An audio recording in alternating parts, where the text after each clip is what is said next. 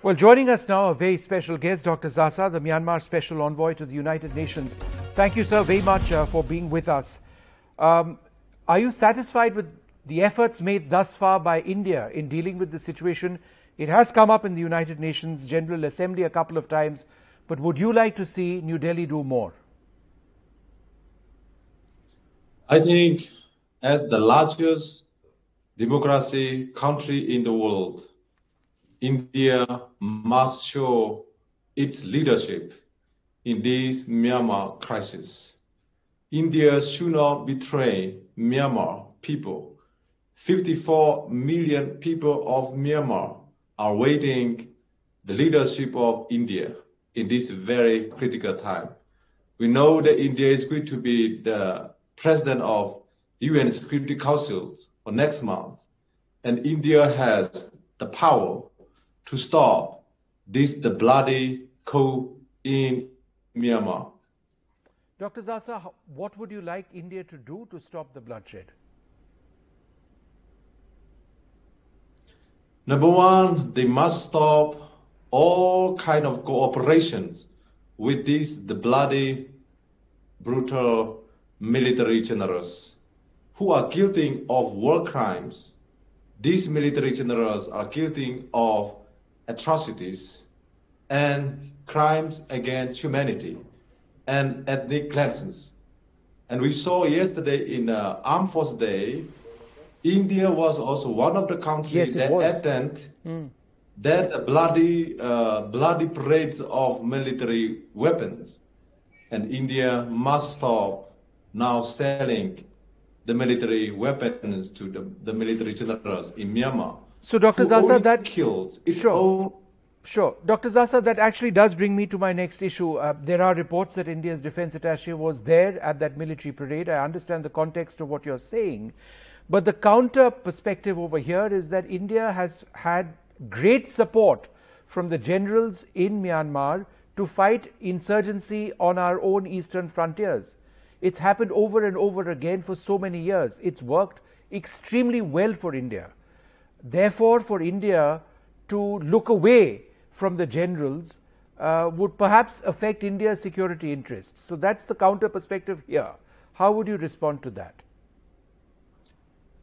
I think stable Myanmar is also good for India.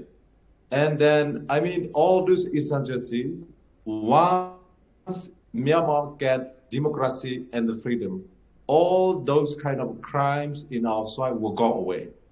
So they have to make the choice to be with these hateful military generals of Myanmar or to be with 54 million people of Myanmar. So that is the choice to make it.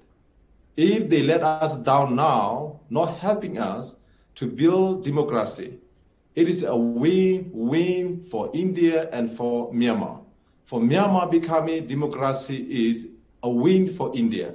For Myanmar becoming the country thriving economically, stability is a win for India.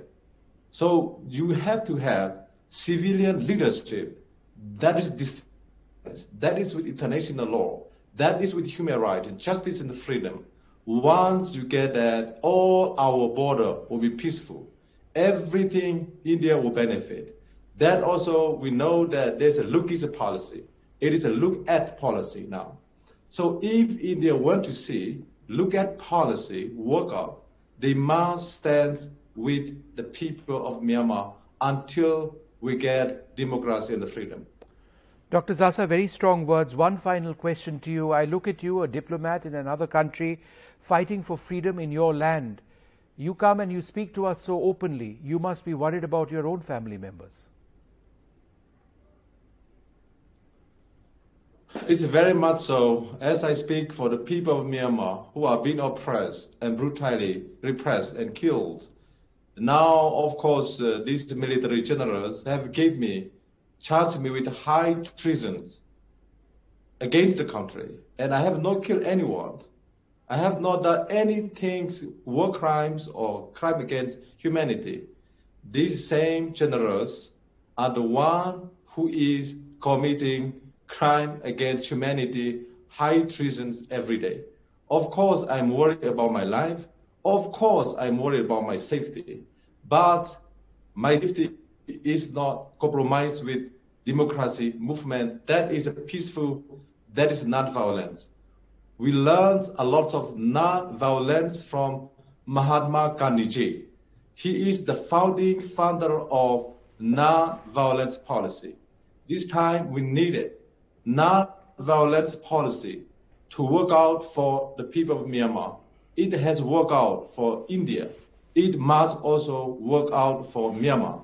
We need the people of India to support our peaceful movement and our non-violence movement against this one of the most brutal military regime in the world.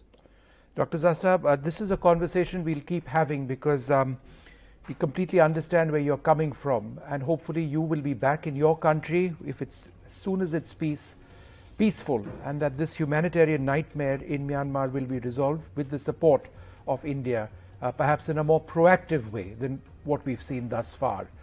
Dr. SaSa, thank you very much for speaking to us. Myanmar Special Envoy to the United Nations over there, speaking about the crisis in his country, yesterday being the bloodiest day, hundreds having been killed by the military junta.